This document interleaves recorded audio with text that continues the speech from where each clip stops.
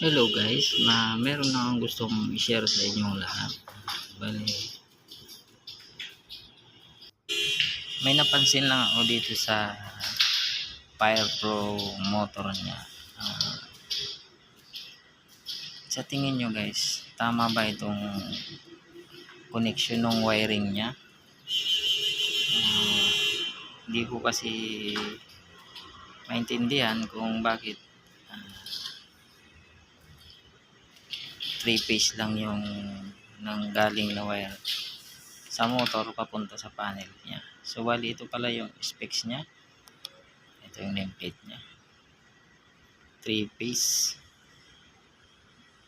delta connection yung motor niya. Correct me if I'm wrong. 400 volts. Tech Top Motors. Yan po yung brand ng motor niya. So, ayan, makikita nyo yung wire niya is ayan yung liquid type.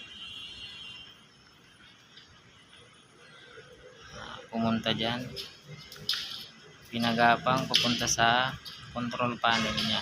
So dito guys sa loob, kung makikita nyo dito sa loob niya is yung control niya is Y delta.